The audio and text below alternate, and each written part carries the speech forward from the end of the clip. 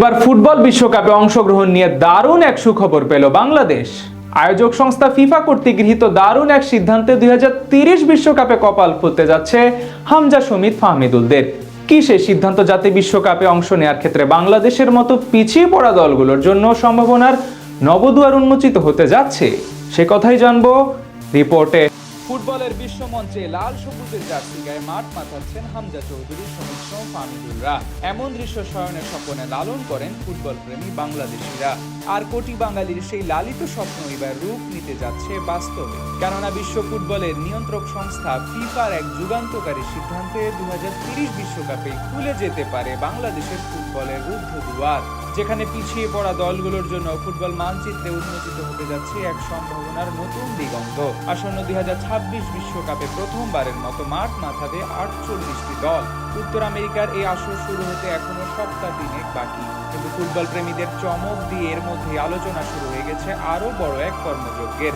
2030 সালে Spain, Morocco, Portugal বিশ্বকাপে দলের সংখ্যা 48 থেকে বাড়িয়ে 1,66 করার চিন্তা ভাবনা করছে ফিফা। স্প্যানিশ খ্যাতনামা সংবাদ মাধ্যম AS তাদের এক বিশেষ প্রতিবেদনে এই চাঞ্চল্যকর তথ্যটি প্রকাশ করেছে।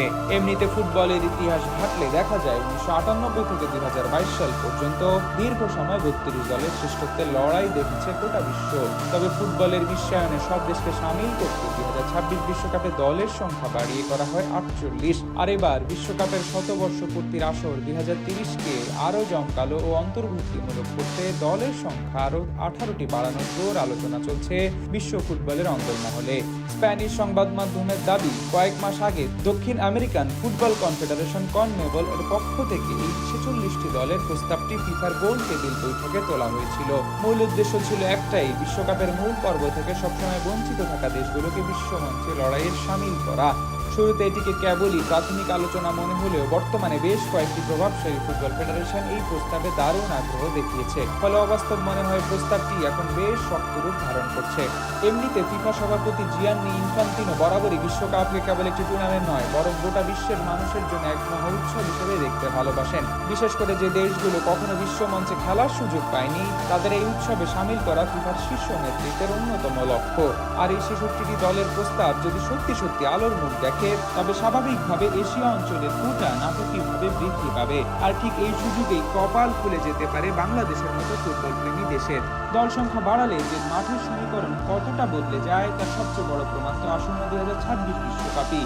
দল সংখ্যা 48 উন্নীত হওয়ায় সুবাদে এবার ফুটবল বিশ্বের মহাযজ্ঞে অভিষেক হতে যাচ্ছে কেপ ভার্দে, কুরাসাও, জর্ডান ও উজবেকিস্তানের মতো দলগুলোর। আর এই দলগুলোর বিশ্বকাপ যাত্রা দেখে ফিফার নীতি নির্ধারকদের আত্মবিশ্বাস এখন তুঙ্গে।